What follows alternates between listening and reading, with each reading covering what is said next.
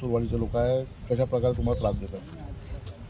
माझं नाव दीपिका राजकुमार पडोले आहे आणि माझ्या लग्नाला 7 वर्ष झाले आणि मला एक मुलगा आहे 6 वर्षाचा।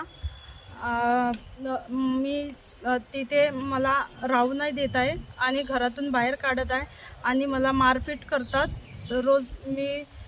रोज मला खूप दिवसापासून त्रास आहे। मला 2-3 वर्ष चांगली ठेवली आणि 2-3 वर्षानंतर माझ्यासोबत नुसतं अत्याचार करत आहे। मला रोज मारतात, रोज रात्रभर झोपू नाही देत आहे आणि दिवसाने केव्हाही कोणत्याही लहान लहान गोष्टीवर मारण पिटण करते आणि त्यांचे जे नातेवाईक आहे ते नातेवाईक ते गोपाल कुमेरिया आणि त्यांच्या पोरगा तुषार कुमेरिया ते आणि सपोर्ट देतात आणि ते माझे सासू सासरे त्यांना सपोर्ट देतात आणि जेव्हा मला मारते तेव्हा ते अजून म्हणतात की मारा म्हणून आणि का म्हणते। मग मी तिकडे कंप्लेंट केली नंदनवन पोलीस स्टेशनमध्ये आणि तिथून मग तिथे गेली आणि मग अजून तिथे कंप्लेंट झाल्यावर मी घरी गेली पुन्हा आणि घरी गेल्यावर मला ताला लावला आणि ताला लावला होता। तर मग मी त्यांच्याकडे चाबी मागितली तर चाबी मागितल्यावर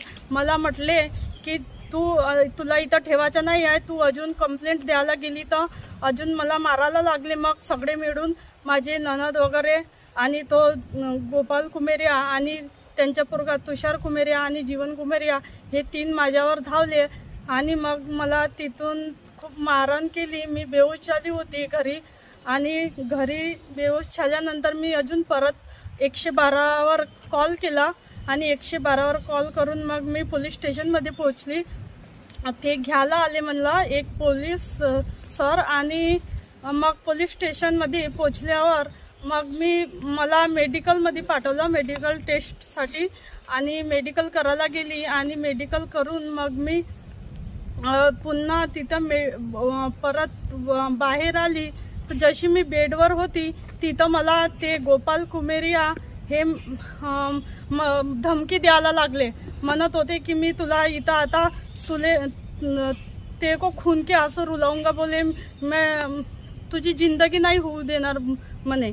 तर तिथं असे म्हणून मी जेव्हा बाहेर निघत होती तेव्हा ते माझ्या अंगावर चढले गोपाल कुमेरिया आणि काय म्हणते आपल्या त्यांच्या पोरगा तुषार कुमेरिया हे माझ्या अंगावर चढले आणि तो जीवन कुमेरिया हे 3 माझ्या अंगावर चढले आणि माझ्या भावाला मग माझे भाऊ आडवे झाले मला आणि माझ्या भावाला म्हटलं ते आडवे झाले भांडणमध्ये।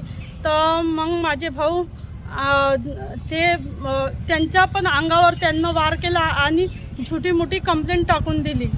ते कोणत्या याच्यावर कुठे टाकली मला नाही माहिती, पण त्यांची छोटी कंप्लेंट टाकली मग आणि माझ्यावर वार करून आणि मग मी अजून नंतर पोलीस स्टेशनमध्ये गेली आणि पोलीस स्टेशनमध्ये नंदनवनच्या पोलीस स्टेशनमध्ये मी त्यांना अजून सांगितलं की माझ्यासोबत असं झालं आहे।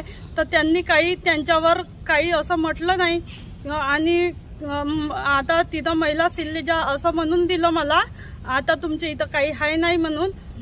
तर माझी काही कंप्लेंट घेतली नाही पुन्हा आणि मग मी तिथून गेल्यावर हे माझ्या भावांना आणि माझ्या आईबाबाला तिथं त्यांना खूप म्हणजे मी तुझ्या भावाला पाहून घेईन, तुझ्या भावाची गाडी मी जिथं तुम्ही म्हणजे ते ट्रक चालवतात ते काय आहे तर ते इथं तुझे भाऊ राहणार नाही, जिथंही दिसन तिथं मारून टाकीन तुझ्या भावाले, मी तुझी जिंदगी नाही होऊन देणार।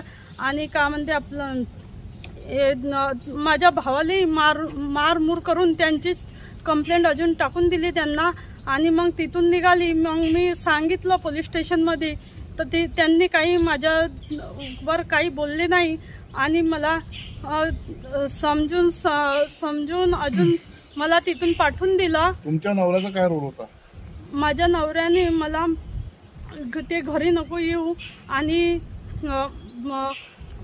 मी तुला ठेवायचं नाही आहे, मी तलाक देऊन देतो। माझा तो लहानसा मुलगाला म्हणते की तुझ्यासोबत काही माझा संबंध नाही आहे असे म्हणून। लग्नाला किती वर्ष झाले? रोज मारतात. लग्नाला किती वर्ष झाले? 7 वर्ष झाले. 7 वर्षापासून हेच प्रकरण सुरू आहे का? 7 वर्षापासून 1 वर्ष फक्त चांगले राहिले, त्याच्यानंतर माझ्यासोबत हेच रोज मारपीट करतात आणि त्यांचे जे परिवारवाले आहेत ते सपोर्ट करतात त्यांना. तुमची काय मागणी आहे? मला सर न्याय पाहिजे.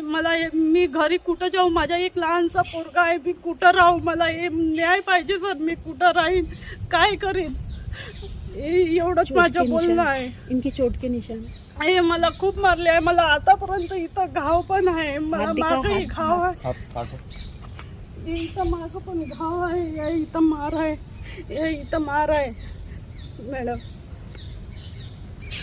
वायरल हुआ था और जो 2 दिन के पहले मेरा जो वीडियो इन्होंने जो गलत शलत बोल के वो वीडियो वायरल किया है, और वो वीडियो में मुझे बहुत डिस्टर्ब है और मेरा कुछ दिमाग काम नहीं कर रहा है कि मैं क्या करूँ. वो वीडियो उन्होंने बहुत ऐसा झूठे झाटो मुझ पे आरोप लगाया और मेरी इज्जत के साथ उन्होंने वो वीडियो में कुछ तो भी ऐसा मेरे खिलाफ मेरी इज्जत की ये की है, तो मुझे उससे और मुझे जो समाज में बदनाम करके रख दिया है मेरा वो वीडियो वायरल करके, और मैं वो उससे बहुत परेशान हूँ. मेरा कुछ दिमाग समझ में नहीं आ रहा मुझे क्या करना है. तो वीडियो से मैं मुझे ऐसा लग रहा है कि मैं कुछ भी कर लूँ और मैं कुछ भी मेरे साथ गलत कर लूंगी. ऐसा जब मेरे को न्याय नहीं मिला तो मेरे को इस बात का न्याय चाहिए कि ये मेरा झूठा ये मुझ पे क्यों इल्जाम लगाया जा रहा है, क्यों मेरा ये वीडियो वायरल करने वाला वो होते कौन है, और ये मेरे फैमिली के बीच में और मेरे फॅमिली मॅटर के बीच में ये लोग आ रहे हैं. काय प्रॉब्लेम? मला पैशाची मागणी करतात आणि मला म्हणतात की रोज तुझ्याकडून पैसे आण, आणि माझ्याकडे 7 लाख रुपये आहे. 7 लाख रुपये आहे, मी कोर्टातून पाहून घेईन, मी कोर्टातून तुला पाहून घेईन, तू कोर्टामध्ये चाल, मी तुला ठेवत नाही. आणि रोज माझ्याकडून पैसे मागतात आणि माझ्या सगळे रिश्तेदार जे आहे माझ्या रिलेशनवाले ते पण त्यांच्यावर पैसे आहे, आणि जे माझे भांडे आहे ते सगळे त्यांनी घेऊन घेतले आहे. ते गळ्यातलं कानातलं जे काही होते ते सगळे आतापर्यंत त्यांनी घेतले आहे, आणि मला अजूनही म्हणतात जे काही आहे ते आण, नाही तर मी तुला मारतो. त्याच्याबद्दल मला